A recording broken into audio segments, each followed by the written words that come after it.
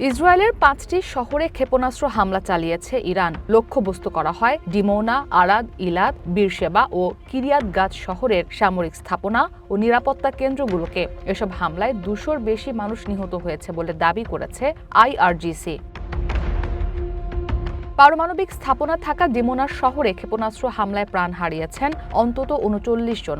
ধসে গেছে একটি ৩-তলা ভবন। হামলার খবর নিশ্চিত করেছে ইসরায়েলের গণমাধ্যমগুলো। দেশটির জরুরি চিকিৎসা সেবা বিভাগ ম্যাগন ডেভিড অ্যাডামের বরাতে বিবিসি জানায়, এই হামলায় অন্তত ৪৭ জন আহত হয়েছেন। তাদের উদ্ধার করে হাসপাতালে নেওয়া হয়েছে। এর মধ্যে ১০ বছর বয়সী এক শিশুর অবস্থা আশঙ্কাজনক।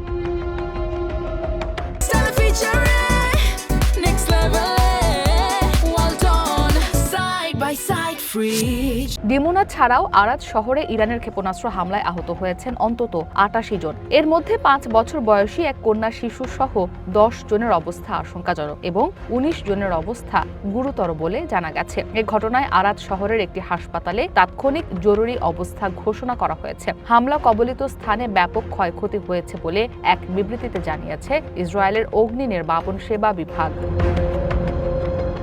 ইরানের জোড়া ক্ষেপণাস্ত্র হামলার পরে ইসরায়েলের আরাদ ও ডিমোনা শহরের শিক্ষা প্রতিষ্ঠানগুলোতে সশরীরে ক্লাস বাতিল করেছে দেশটির শিক্ষা মন্ত্রণালয়। রবিবার ও সোমবার এই ২ দিন নির্দেশ বহাল থাকবে।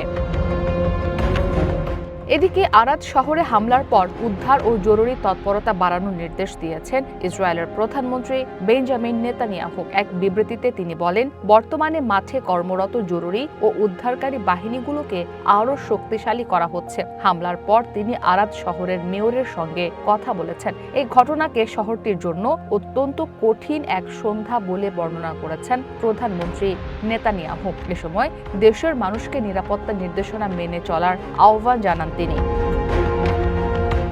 ইসরাত মুক্তি, ওয়ান ইন্টারন্যাশনাল ডেস্ক।